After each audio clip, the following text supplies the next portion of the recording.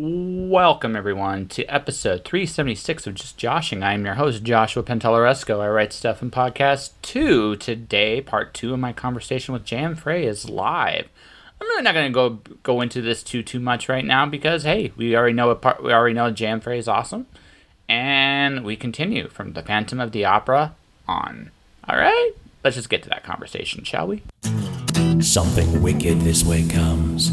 Prairie Gothic is a new collection of psychological horror stories set on the vast Canadian prairies by up-and-coming talents. And we need your help. By contributing to Prairie Gothic through Kickstarter, you can unlock special swag, exclusive contributor-only events, and even have a song written about you. Visit kickstarter.com/profile/prairie soul to find out more and see what's waiting for you in the wide open spaces.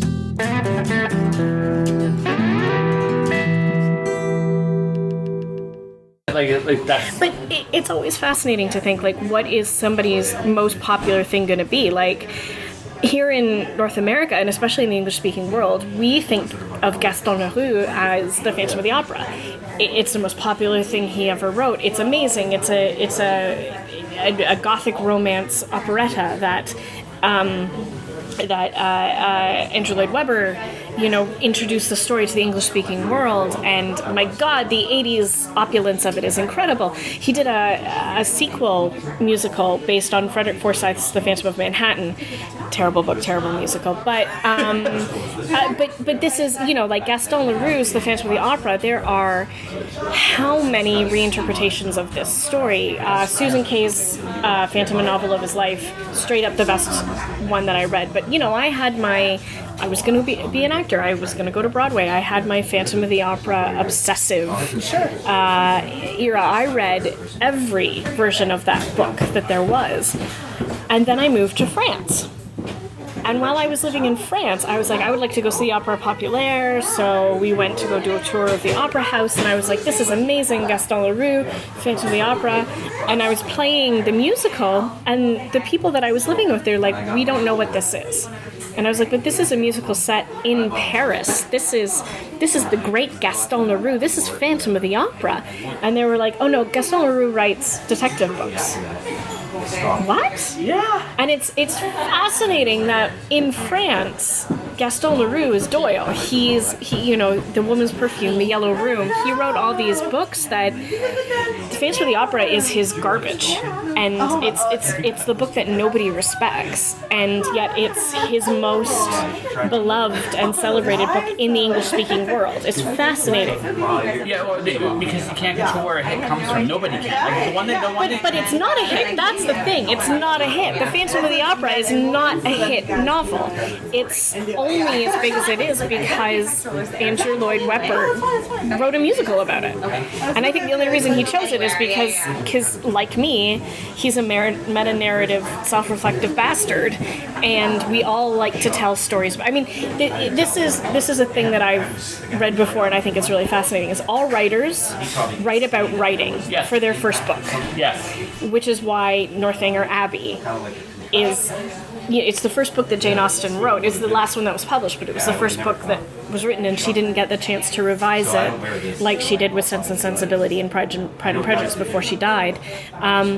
So it's raw, and it's still very much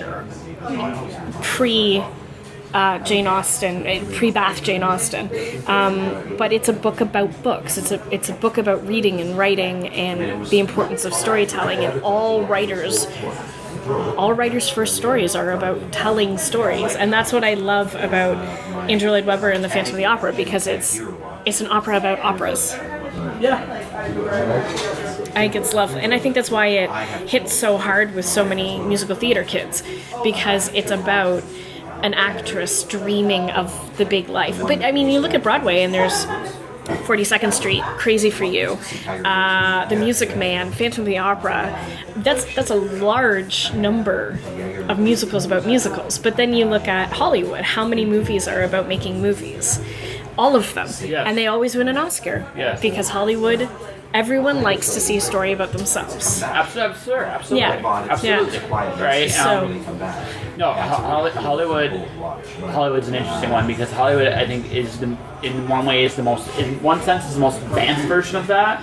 yeah. On one sense, on the other hand, it's also the most basic of them all too. Yeah. It's an irony because they've beaten that formula to death so many times. Right, that you can see it coming a mile away, right? Yeah. And on the same token, As long as you do it well. yeah. Well, and again, that's why my work is so tropey, and that's why my work. I want you to see it coming a mile away. My Mary Sue character's name is Mary. I want you.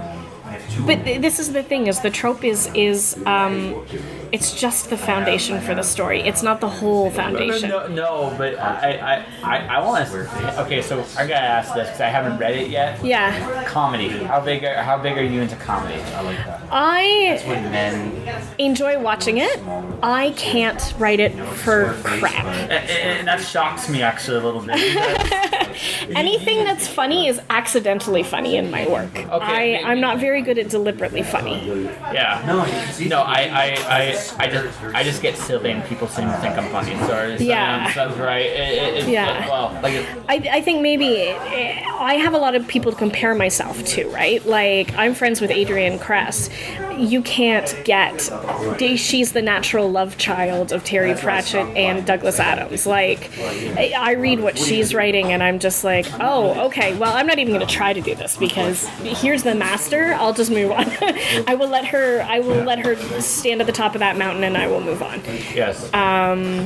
So it's interesting. Yeah, anything that's funny in my work is it might be a comedic moment, but if you find like genuine humor in my book, I didn't mean for that to be there. Thanks. I'm glad you're laughing. Yeah, no.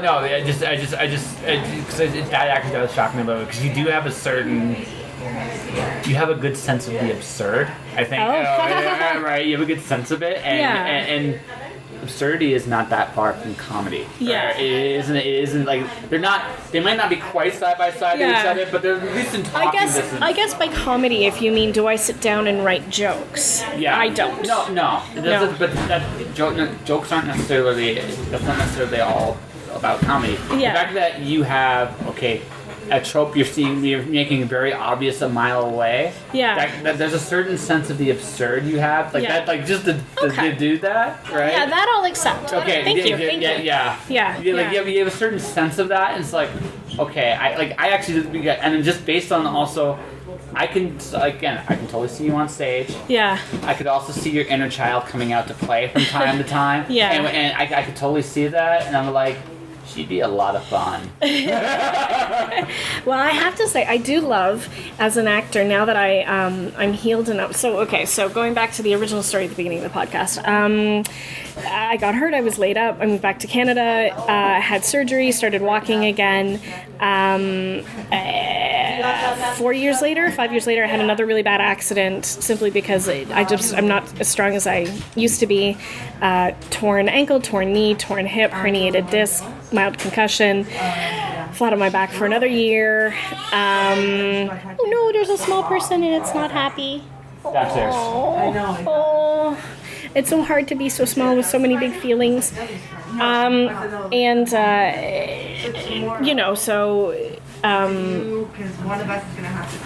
That kind of just really set me back again, and it was very frustrating because I was starting to get healthy and I was thinking about maybe it's time for me to pick up dance lessons again, maybe it's time for me to start taking acting classes again, maybe I can get this back. And that accident happened. It's like, well, now it's clear that I will never get this back. But I can still do small things. So after 2 or 3 years of healing from that, I started auditioning for community theater. And I started getting... So when I was younger, I was like Anne of Green Gables, Alice in Wonderland, young, cute, naive lead characters, which is very nice. And I enjoyed playing those characters very much.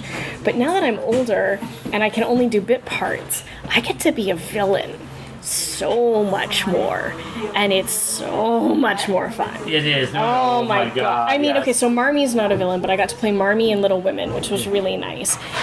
But my favorite role, I think, that I have ever played ever was the Queen of Hearts. Yes. And it was, oh my gosh, like, I got to do crazy things. I got to manhandle the man who was playing the King of Hearts. He actually played my husband. He played Mr. March in Little Women, so we were very familiar with one another. So, and we had been in a couple other things together before that, and I just said to him one day at rehearsal, I was like, listen, do you feel like scuffling? Do you feel like wrestling? Do you want to punch me? And he was like, yeah. So we didn't even tell the director we were going to do this. I was like, okay, I'm going to surprise you, so be ready to be surprised. Just walk out ahead of me and then walk towards the throne, which should be yours as the king. And I'm going to grab you. And he was like, okay. And we did this like whole 2-minute thing where like I had him by the collar and he had me by the hair, and we were like crawling up the steps to try to get to the throne. And at the very last minute, I like bodily grabbed him and threw him down these stairs. There's like 4 stairs in the dais, and the whole cast was just laughing. The whole rehearsal stopped, and it was the most fun I've had. It's the absurd. It's just, I do love the absurd, and getting to be a villain. I think that's one of the nice things about all these accidents I've had is that I can't be a lead character anymore because I literally can't be on stage that long. So it means I get to be all these bit characters who are just so much, and it's like, oh yeah, that's satisfying. Absolutely. Yeah. Villains are the most fun to write. Because I find, one, I can be nasty without actually, I don't have to feel bad about it. Because it's like, he's supposed to be nasty, or she's supposed to be nasty. Yeah. This is who she is, or he is, right? Yeah. And so I can have fun. Yeah. I can do all these darker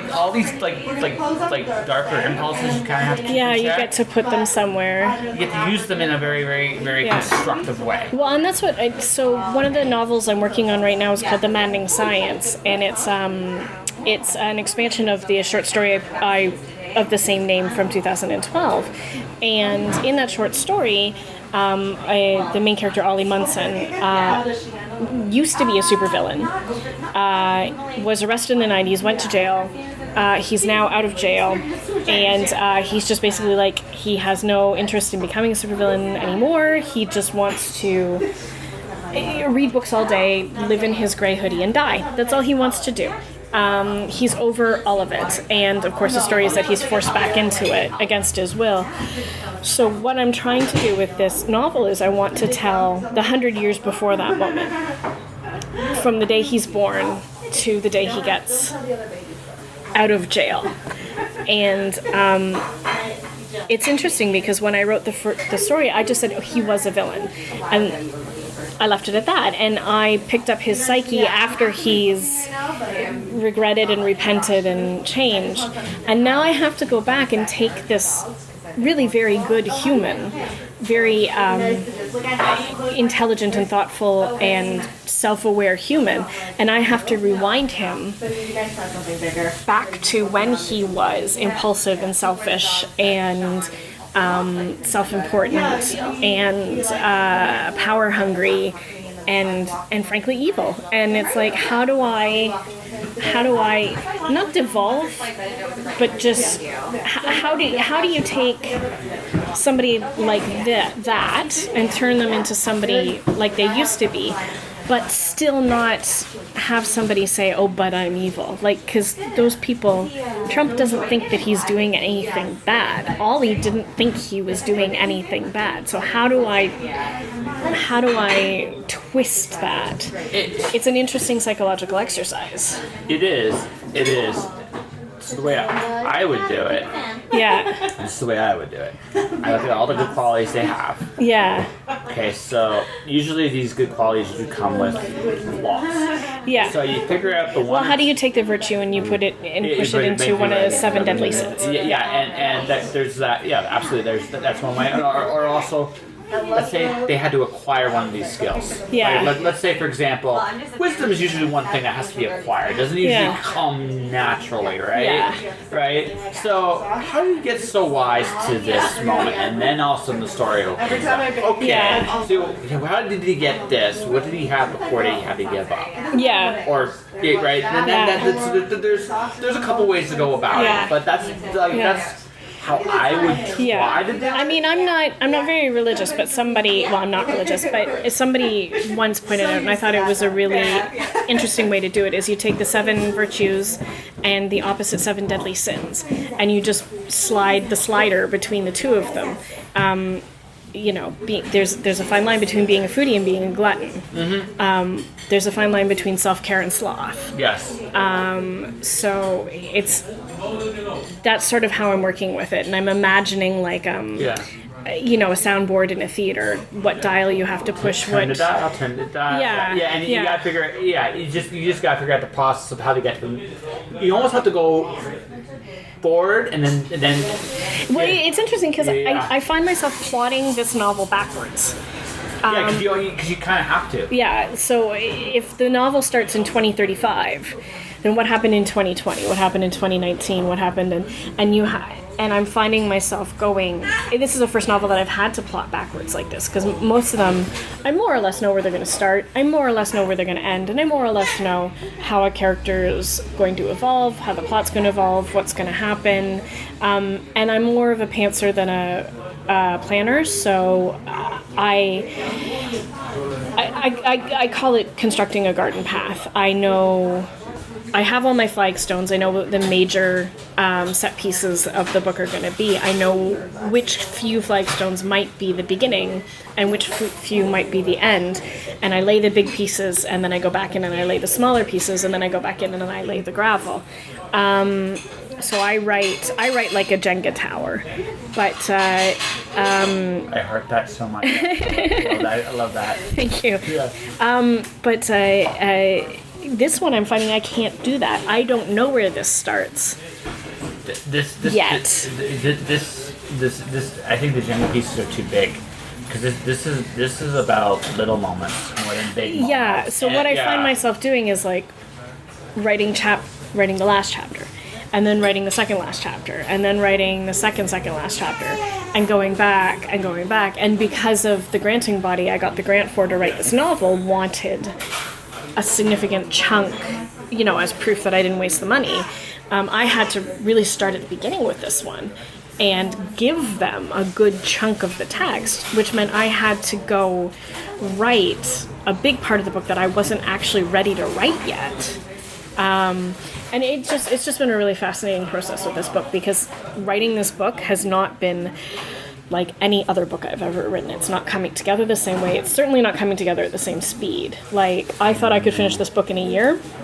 Yeah. It's going to be a decade. Like, I have never worked so slowly in my life. And there's nothing wrong with that. Every book is different. No, actually, so here's a big question about this book. Yeah. What have you learned? As a writer about... Yeah, because this is so...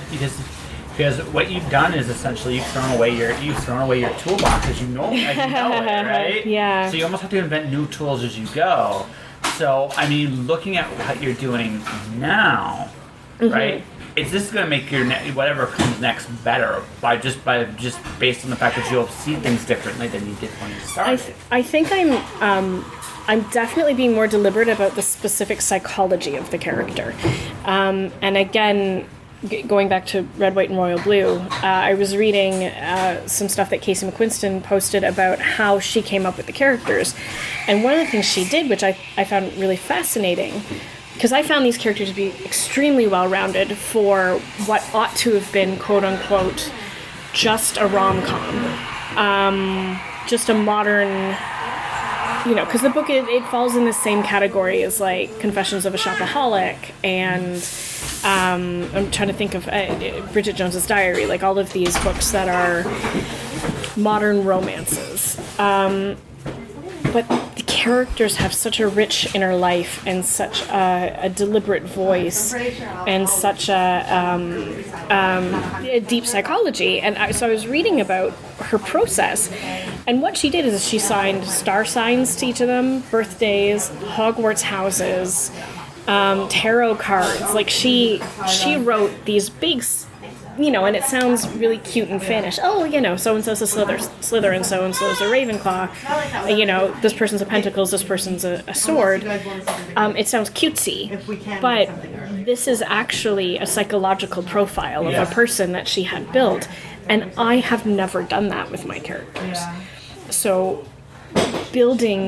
knowing what Ollie becomes and having to go back and figuring out where he started is basically building a psychological profile of a character. A very deep, a much deeper one. Because, before I'd be like, oh, they like coffee over tea. They like these kind of books over that kind of books. They like this kind of music over that kind of music. But I just sort of let the characters' preferences be informed by what I needed from them in the story. I think this is okay. So here's the tool. I've talked myself around to figuring this out. Instead of letting the needs of the story inform the personality of the characters, I think this is the first time I'm letting the personality of the characters and the psychological profile of the character inform the story. And I think that's a tool that I'm learning. And now that I say that, I'm also working on a new book, and I think I'm doing the same thing. I worked on the psychological profile of the characters before I started writing, and it's really informing what moments are ending up on the page and what I skip ahead to and what I really need to take a full chapter to work on. And I think that is really, it's leveled you up. Yes, yeah. Well, and I really do. I want the Maddening Science to be amazing, but it's such a difficult book, and especially since the main character is self-important, white, mostly straight, cis male who solves his problems and changes how society runs with a gun. It makes it very hard. No. Oh, that's mine. Okay.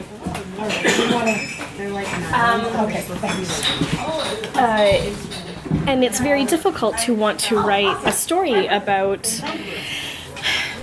a straight white man who shoots places up because he doesn't like the way society is run, in a world where straight white men are shooting places up because they don't like... when I came up with this idea back in 2011 and 12, it was a novel concept. It never occurred to me that 7 and 8 and 9 years later, these things were going to be reality.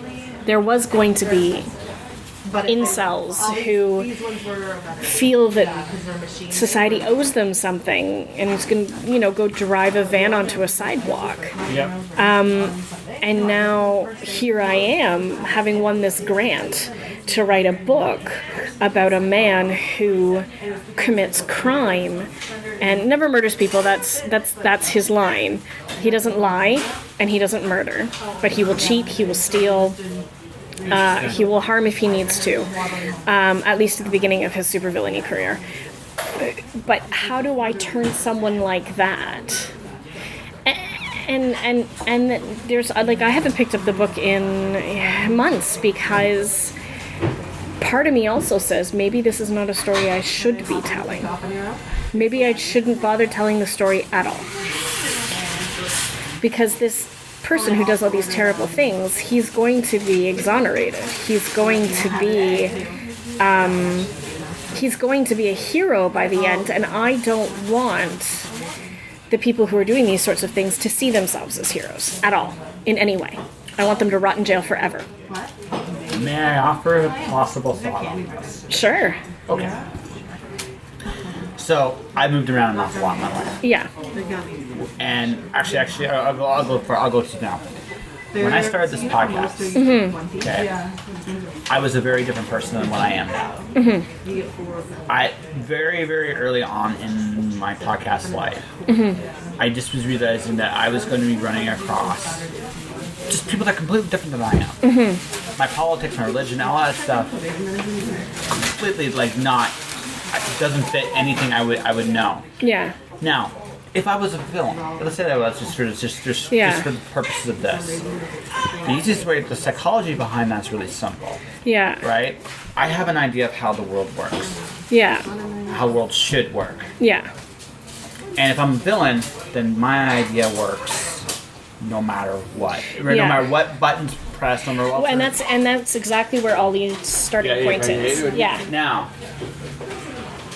Now, redemption, quote unquote, for a character like this. See, the thing is, I can easily redeem Ollie. Yeah. And as master of the world I'm creating, I can make it all work.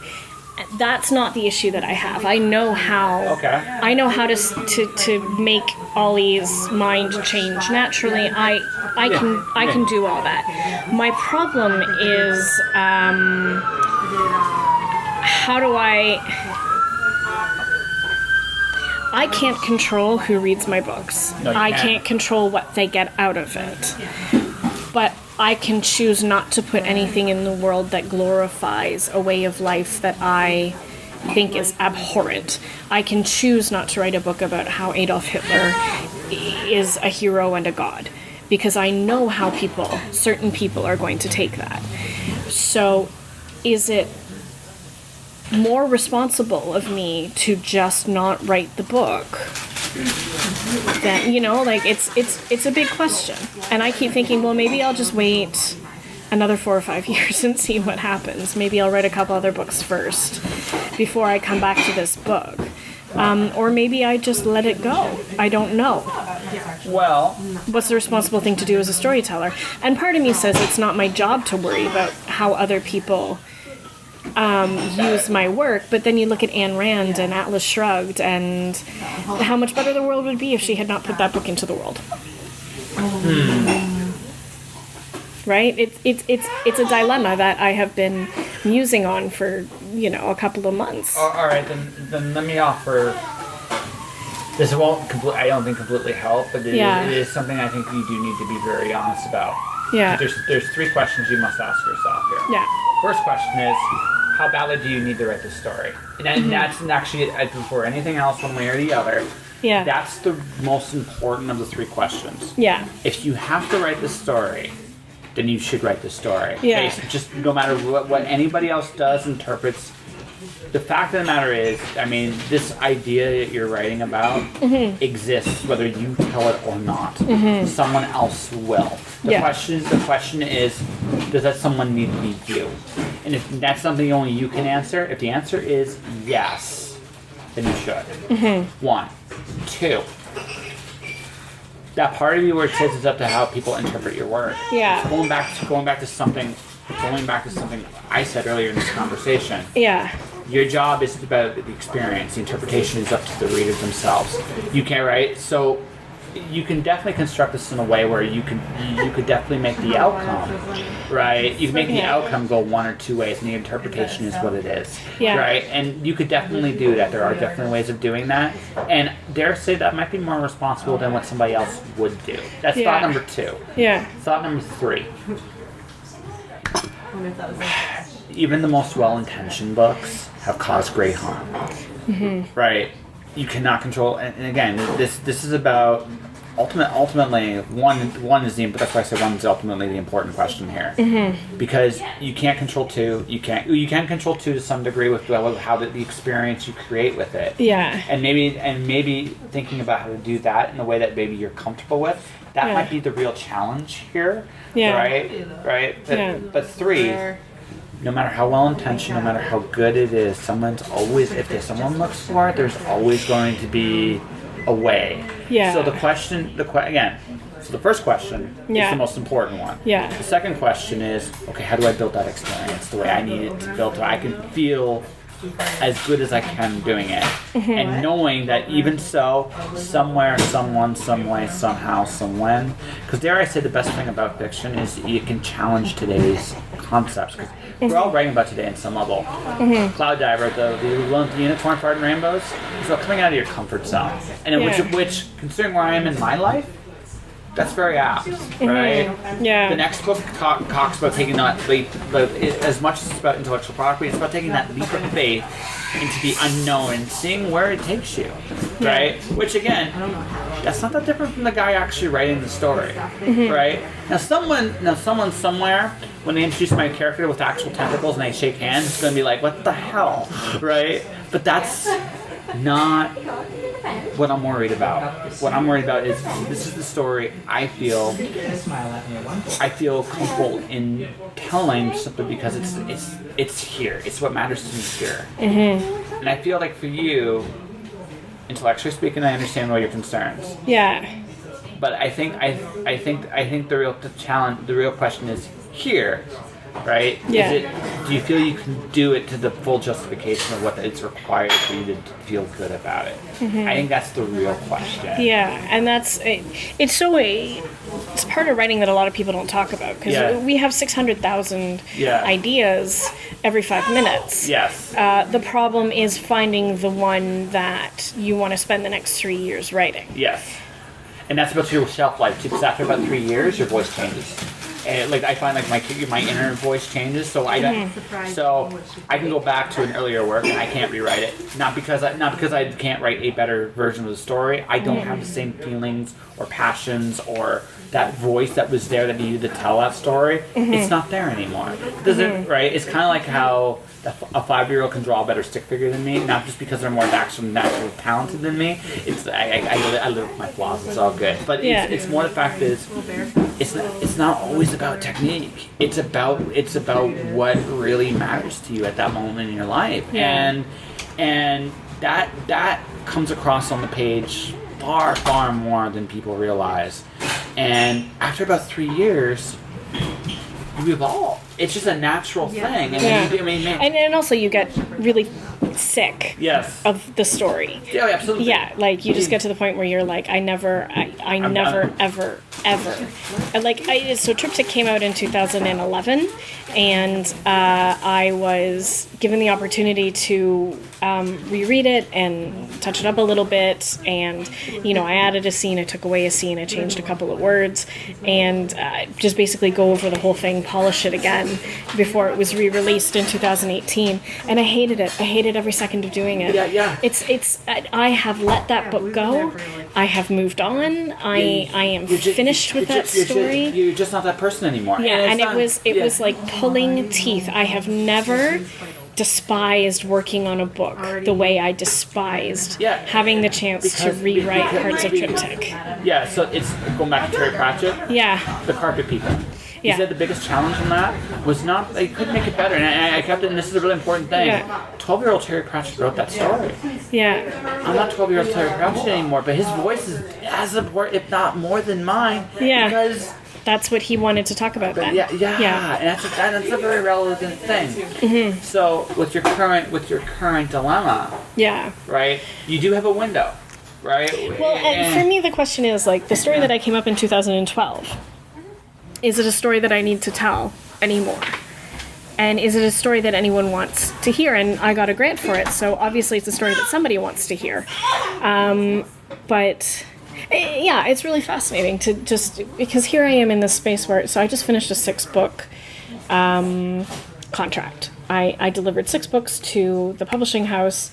The contract is finished. I have nothing else contracted. My agent hasn't sold anything else.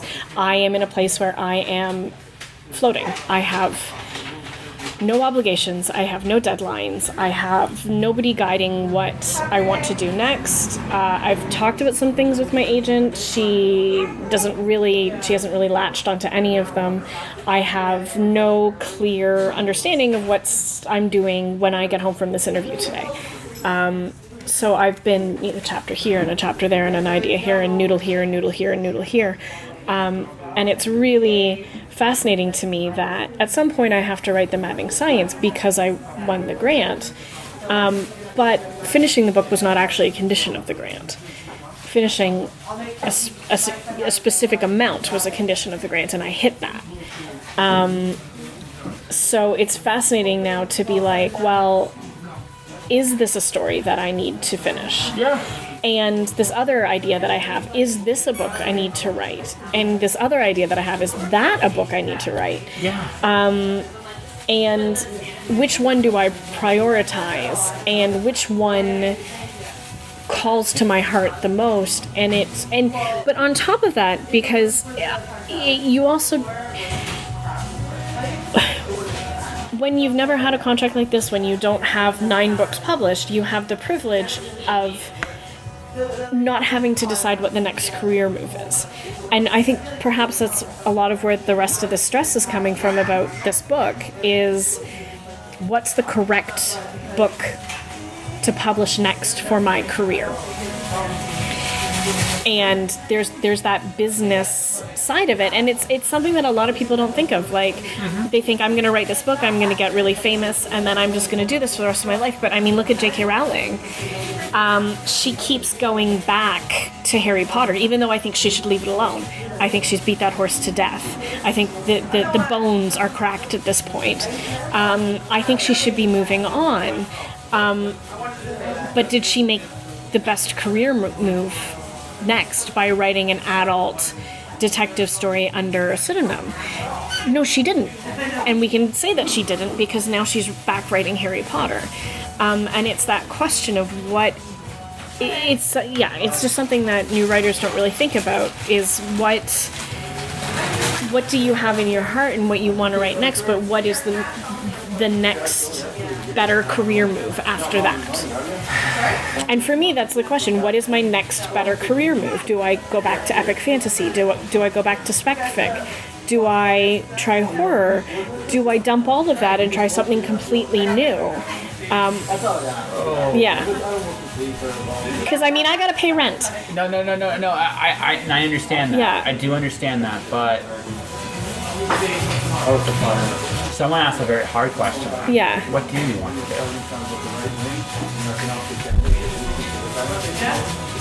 And I think that's the heart of the problem. Yeah. I mean, honestly, I would really like to just not write for a while. I'm exhausted. I'm burned out. I would like to write television, I think is what I would like to do. I love novels and I love these stories. And I have to say, as an actor, one of the reasons I really like writing novels is because I get to control everything. Yes. And the problem with writing for film and television is that you have to give up. All you're writing is a blueprint. You have to give up control. Yeah. You can't decide what the actor looks like. You can't decide what the set looks like. You can't even decide what the fight choreography is going to be. You have no power. And somewhat, and in all fairness, there are some really good reasons for that sometimes. Completely. There's the people who are professional actors are much better at doing it than I am. The people who are professional costume designers are better at doing it than I am. I'm okay with that. Yeah. But there's that type A part of me that is like, oh God, I have to give up that power. But I think I've been in so in control of all of my worlds for 9 novels that I think I'm ready to work in something collaborative and work. I have wonderful ideas for novels, and I really do. I want to write them. What's that idiom? I love having written. I hate writing. And not knowing where I'm supposed to be going next, and having no direction next, and not knowing what the correct choice is. I mean, you've caught me on the worst weekend possible. I have spent a lot of... But you know what? Actually, this is a really big... Like, again, if you listen to my podcast, they're all real conversations on one level or another, right? Yeah. Whether it's glitter... I've had people come out about their heroin addictions on my podcast. Wow. So don't... Yeah. So don't feel bad. It's just... I'm so burned out, and I've had a really rough couple of months in my personal life that right now I just don't... I don't really want to write anything right now, but I got to pay my rent though, right? So I have to make a decision. Yeah. In the next couple of months, I got to make a decision. No. So it's fascinating to have to... So the positive side of this, there's a positive. Yeah. You're kind of in a boat where you can actually try something. I know you gotta pay rent and stuff like that. Yeah. But you're kind of in an interesting spot in that is you're in between. And usually when you're in a situation like this, I recognized this about a year ago for me. Yeah. That right this minute, you don't have an obligation to go to any one thing right now. Yeah. So you have the option at this moment, if you truly want to, is to change it up, which is what I'm doing. Yeah. Right? Because I feel like that's the right decision for me. Now, as no matter how difficult the road might be this year, right, that doesn't matter. For me, it's about the fact that, for the moment at least, right, I feel I will be happier and healthier and ultimately more profitable making these changes now, right, than later. You're in that boat too, right? Again, obviously, from a career standpoint, you have more to lose than I do in terms of writing. But even so, there are those moments, I think, in any creative's career where it's like, okay, you can try something new and be something new, and even if it doesn't, you can go back. Yeah. Right? Yeah. And that is the one advantage you do have in your situation. So I almost feel like if this is the spot you're in where it's like there's no clear path, I think the correct answer is just to choose one. And whether it works or it doesn't really matter. What'll happen is even failures, if anything your acting school taught should teach you, is failures aren't even really always failures. Yeah. They open doors that may not always be visible in that moment in time. Now grant you, like I said, that may mean from a rent standpoint, it may not be the best in the moment. But I do feel like if you're in that position, again, if you don't have a clear path, right, then the solution is in some levels to carve your own. Yeah. It's a bizarre place to be. So, because the last book came out in September, and then there was huge shakeups in my personal life around that time, and then I lost my grandmother, and it's been, I've just been living in grief, basically, for the last 6 months, and it's very difficult to be creative when it's not you're just not there. You're just not when there. You're just living in an entire hole of grief. Over many things. And how do you not put that on the page in a resentful, awful way? Because as much as people say write what you know, there's nothing saleable about screaming for 300 pages. I don't know, like 8,000 words at times the word fuck might actually be entertaining. Right? Yeah.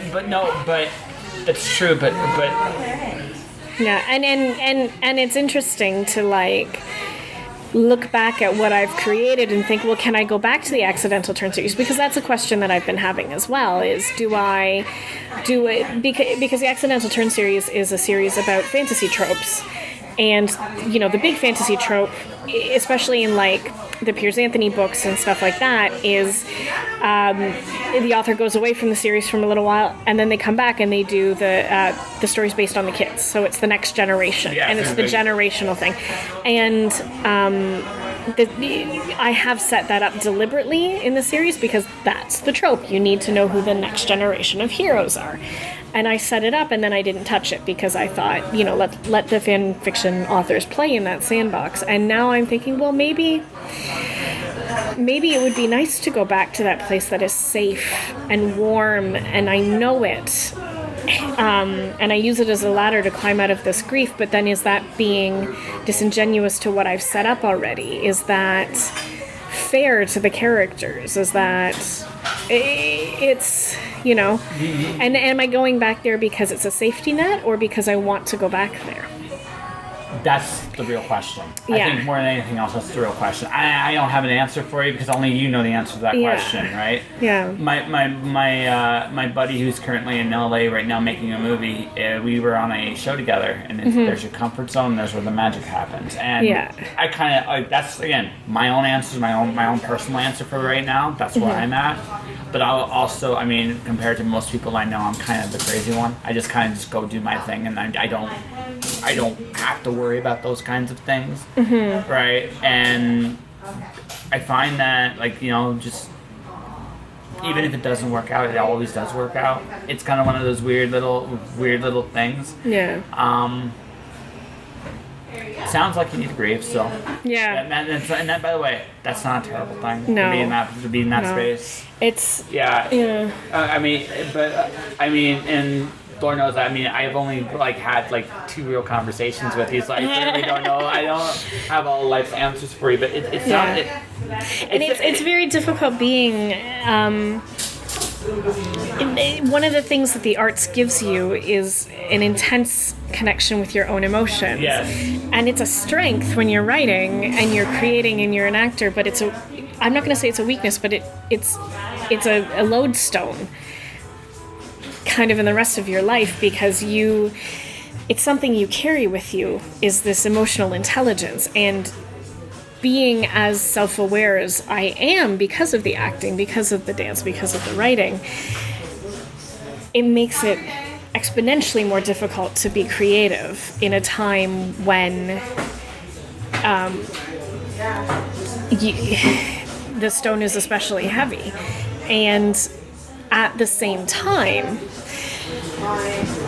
if I could just sit down and write a book, it would solve a lot of the problems that I have. It's an interesting space to be in. It also sounds like there's a concept of momentum on this one as well. Yeah. Right, and it sounds to me that the momentum has gone a certain way for a while now, and now it's just. I think one of the other issues is it's hard to get that momentum back to where maybe you could. Well, and the other thing I need to do is I need to find a way to make that momentum healthy. Yeah, exactly. Because I wrote what was essential. I wrote The Untold Tale. So I wrote Skylark in 2012, and I wrote The Untold Tale in 2014, and I actually wrote a book between those 2 times, which is one of the ones I'm trying to revise right now and see if it's the next right career move. I think it is. I'm very proud of this book. It definitely needs a ground-up rewrite, but I think it's a great idea, and I think it's a great story, and I'm very proud of this book. But between 2014, when I wrote The Untold Tale, and 2019, when Skylark 2 came out, I rewrote Skylark, wrote Skylark 2, wrote The Forgotten Tale, wrote The Silenced Tale, wrote the 4 novellas. Each of them are about 50 to 70,000 words long, so the length of the first Harry Potter book. So basically wrote novels. 4 more novels. Yeah. Wrote 4 short stories, wrote a feature film, web series, 228 pages, and I haven't stopped. And I did not do all that healthily, I will admit. The second accident actually helped because I had nothing to do but to lay on my back in bed. So I might as well. But I wrote The Untold Tale in 4 months. Yeah. And you hit.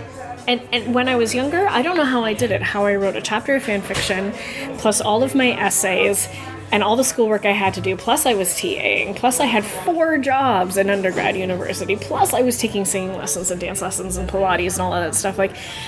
How did I have that time? I don't know how and I was trying to write a novel at the same time. I don't know how I did that. And I was dating, and I had friends. I don't know how I did that in my 20s. And now here I am, closer to 40 than not, and writing 1 chapter a day is exhausting. I'm just going to go back to bed after I do that. When I used to be able to write 3 chapters a day or 4 chapters a day. I was high on painkillers too, I'm going to give you that. Morphine pills are amazing, I'm just going to say that. Morphine is a wonderful drug. It is a wonderful drug. Yeah. It's interesting to see, because again, I'm struggling with myself. I'm comparing myself to who I was a year ago, who I was 3 years ago, who I was before the second accident. Is that burnout, or is that just age? Or is it the grief, or is it the emotional lodestone? What has changed, and how do I recover from that burnout, and how do I? It sounds like one of 2 things is going to happen. It sounds like you're about to level up again, which is yeah, because you're changing. Yeah. So I think the honest answer for the moment is you're changing into what But you're changing. And my fear is, am I changing into a person who doesn't want to write anymore? Okay. Am I done with it? I mean, that's the other question. Again, as a professional creator, there are actors out there. Mara Wilson, she said, I'm done now. She's a lovely personality on Twitter, and I enjoy following her immensely, but she did so many films when she was so young, and she struggled so much. I mean, her mother died while she was doing Matilda. Like, acting for her, she was finished. Meanwhile, Will Wheaton, somebody else I follow on Twitter is lovely. He's not done acting. He's still fighting and fighting and fighting for his career, and I respect him so much. And am I Will Wheaton or am I Mara Wilson? Am I just done now? May I offer one last piece of thing before we wrap the official interview up there? You're JM Frey. Yeah. And if you decide that this is the end of your writing career, you will still tell stories. Yeah. One way or the other. Mm-hmm. And no change is necessarily permanent either. Mm-hmm. Look, I don't know if you should listen to my podcast with Rob Sawyer. We talk about how he left sci-fi novels, got into television writing, and how he's going back.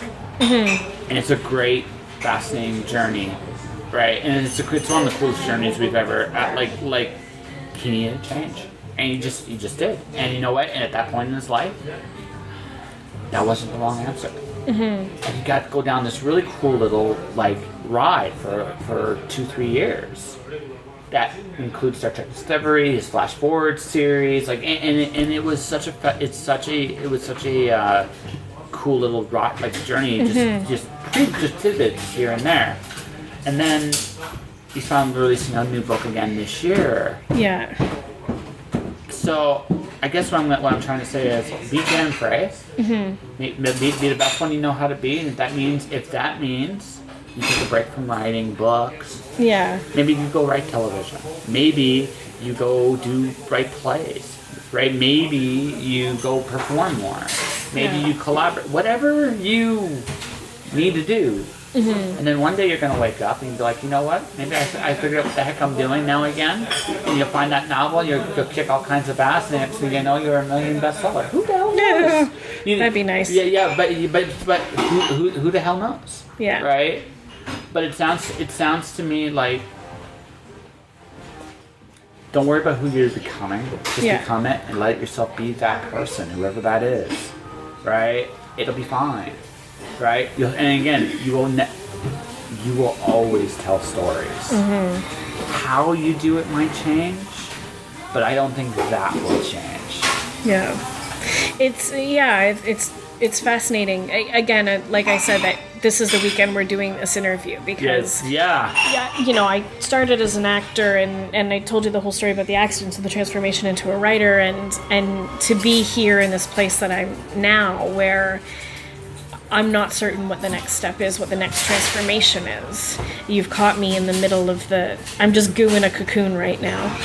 And I mean, honestly speaking, if I could put it out into the universe, what I would really like, what I really, really want right now is the opportunity, the financial security and the opportunity to sit down and really dig into a new novel in a new genre I've never worked in before. I have this really great idea for at least one book that I would need, a year to be able to sit down and really do. But I need the financial security to be able to do it without having to go get a day job and without having to worry about paying the rent. And for me, that's the thing. If I could get that, if I could get the 6-figure advance, that will, and 6 figures sounds like so much money, but if you get $100,000 and you get a third on signing, a third on delivery, and a third on publication, that's literally just enough to cover rent in Toronto for 1 year. Yes. So that's rent for 3 years.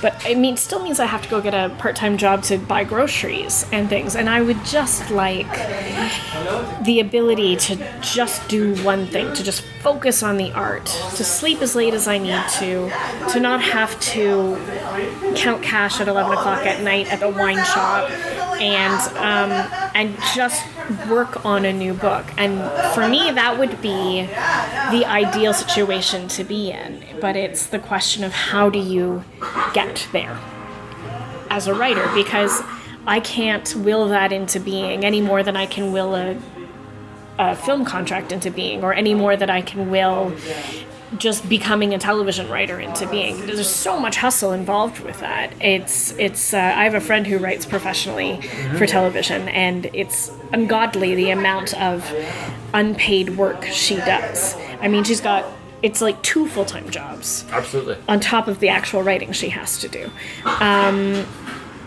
And yeah, so if I could envision the perfect future for myself right now, if the butterfly that comes out of the cocoon, it would be something happens where I have the ability to just sit and write the book that's in my heart right now, and do so in a way where my finances are secure. Let's hope. All right. Yeah. I think this has been an interesting interview for sure. It's very interesting. Yeah. Yeah. Nothing quite like it? Nothing quite. I've never been that honest in an interview, I can tell you that. Yeah. So how about this?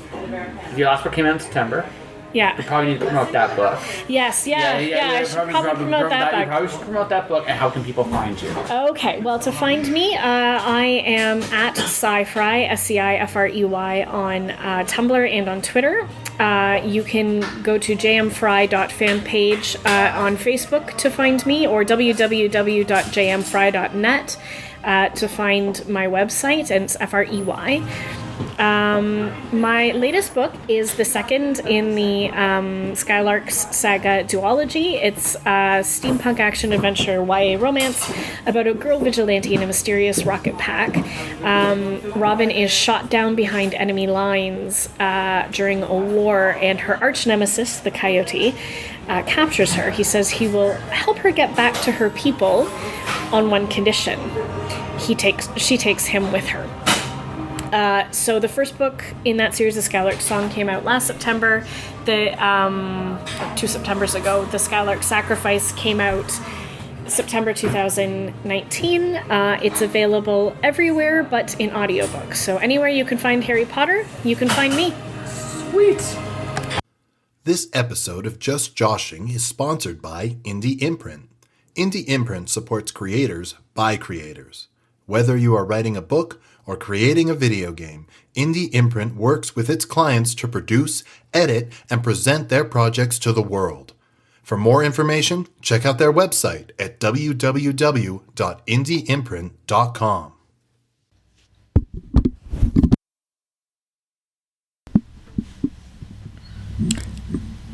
That was an incredibly amazing conversation with JM Frey. I've said this many, many times, and I mean it. The fact that I'm trusted so much for authors to be this candid is something I do not take lightly. These doubts are real, ladies and gentlemen, when you pursue a career in the arts. I mean, I expressed a few of them today. I'm literally going to the dark right now with my own books. I am going down a hybrid author path. My next 3 books are going to be indie, and I really have no idea what's going to happen to me. Like, what am I going to make? What am I going to do? And it's a long road. And this is JM Frey, who's had 9 books out, and she just finished a 6-book contract. And those doubts are as real to her at that moment in time as they are to me. And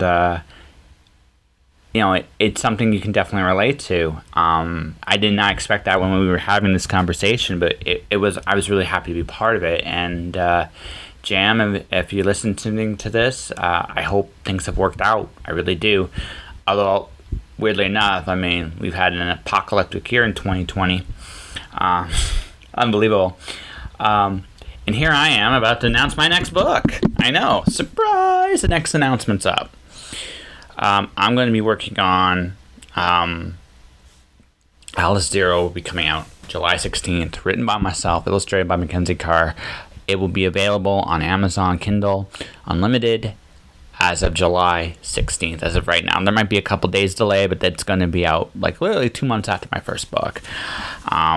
Like I said, it's now, it's never, man. That's how I kind of look at things. I'm in a position where I don't have to worry about rent for the immediate future. Which is good, but I mean, I'm still kind of having to fumble my way through the dark, and even with what I'm doing, I have problems I have no answers to.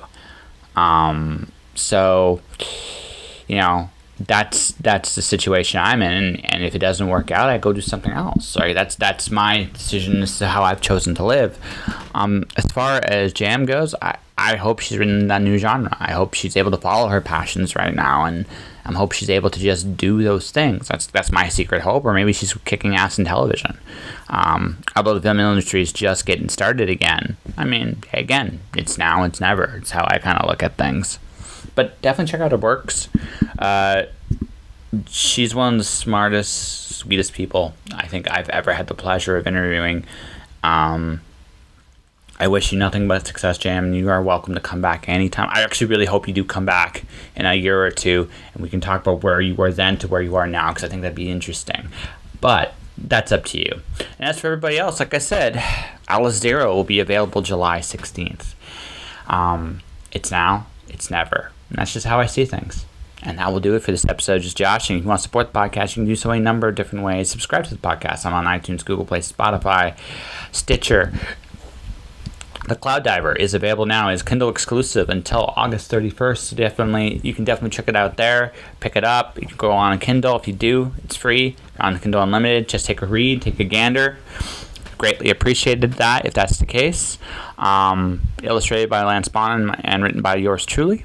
My YouTube channel is Josh Penteloresco. You're going to start seeing some of my backlog grow again. I'm finally running out of space in this new time.